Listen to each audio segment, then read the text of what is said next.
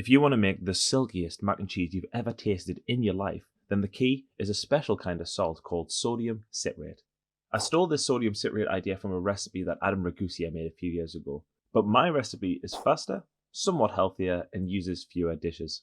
So what is sodium citrate? Sodium citrate is a type of salt that's extracted from citrus fruits like lemons and limes.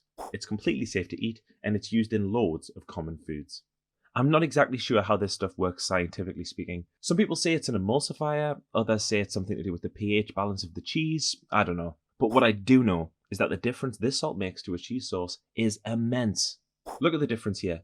The sauce on the left is without citrate, and the sauce on the right has just a little added. They are otherwise identical. The citrate is the only difference. It's insane, isn't it? And sodium citrate is so easy to use. Here's my recipe.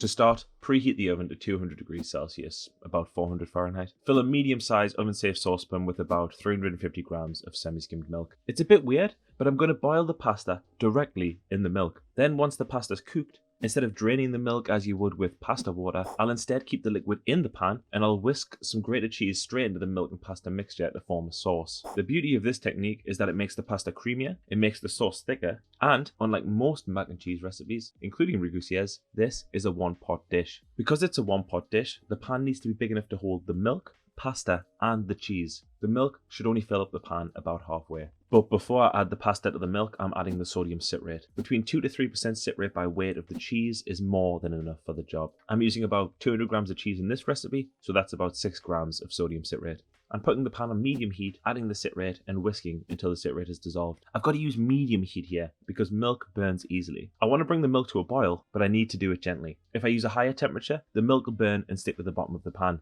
Even at this heat, the milk could still burn easily, so I'm stirring every 30 seconds or so. Once the milk eventually comes to a boil, after about 5 minutes, I'm turning the heat down to low and I'm adding 100 grams of fusilli. I'm then continuing to stir the mixture until the milk stops bubbling. Why am I turning the heat to low here? Low heat reduces the chance of the milk burning, and it means I don't need to watch over the pan the whole time. However, the downside is that this combination of low heat, as well as using milk instead of water, means it takes a little longer to cook the pasta. Once the bubbles calm down, put the lid on the pan loosely to stop the liquid from reducing, and leave the pasta to cook for about 10 to 12 minutes, or until it's just shy of al dente. Conveniently, 10 to 12 minutes is plenty of time to prep the other ingredients. First, I'll weigh out 200 grams of any combination of cheeses. You can use almost any cheese in this recipe, though there are exceptions. Harder cheeses like cheddar, edam, gruyere, etc. are easier to work with just because they're easier to grate. But there's nothing stopping you from using other cheeses like brie, camembert, blue cheese, or even feta cheese. Though some cheeses, especially those with a high water content like ricotta or cottage cheese or whatever, or those that don't really melt like halloumi, unfortunately don't work in this recipe. They either lead to a sauce that's too watery or they just don't form a sauce at all.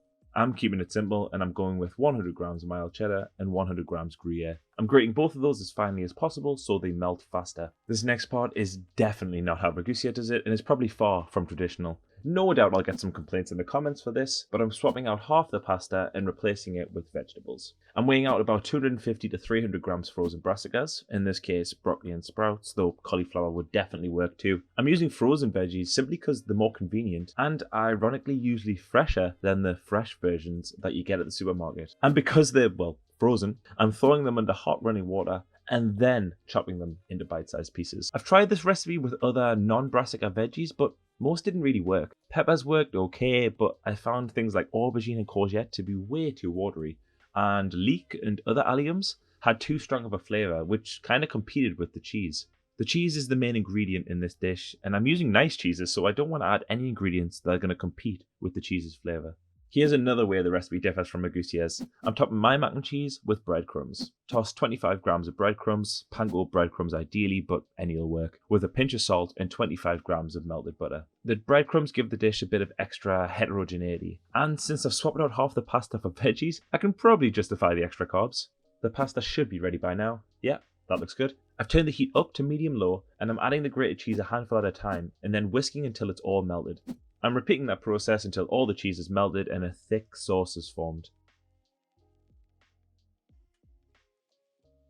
The pasta started to get caught in my whisk, so I'm switching to a fork. Whipping up the sauce is a serious wrist workout, but oh my god, how good does that look?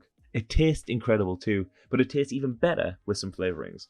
I'm going all in here. Another 25 grams of butter, some homemade chicken stock, though you could use a store-bought stock cube or whatever if you don't fancy boiling chicken bones for 8 hours, 1 teaspoon of smoked paprika, 1 teaspoon onion granules, 1 teaspoon garlic powder or some freshly minced garlic cloves if you've got them on hand, and 1 teaspoon whole grain mustard. These flavourings are completely personal preference, so you could just use whatever you fancy. But like I said, you want to use flavours that don't compete with the cheese. The flavour of the cheese is the main thing, alright? I'm then seasoning that to taste with some salt and pepper. This is the last chance to make sure the sauce tastes alright, but be careful with the salt. Sodium citrate is a salt too, after all. And the cheese has got lots of salt in it as well already, so the sauce might already be saltier than you'd actually expect. I'm also adding the juice of 1/4 of a lime. This adds a nice bit of acidity. You could also just use a splash of vinegar if you don't have any lemons or limes on hand. Once I'm happy with the taste, I'm folding in the bite-sized brassicas, which sounds like a really shit band name, and then I'm covering the pan with the breadcrumbs. Ragusea puts his mac and cheese in the oven for about 45 minutes covered and then 30 minutes uncovered at about 180 degrees Celsius or 360 degrees Fahrenheit.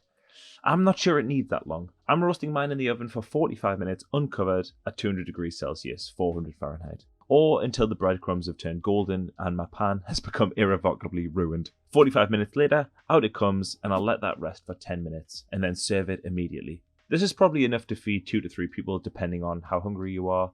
So how does my recipe stack up against Ragusea's? Now don't get me wrong, Ragusea's is great, but mine is faster, uses fewer dishes, and I think the nutritional breakdown speaks for itself. It's got fewer calories, fewer carbs, and more micronutrients too. If you fancy another healthy, somewhat quirky recipe, click one of the cards on the screen now. Also, tour dates for the bite-sized brassicas are coming soon, though I really would advise not going.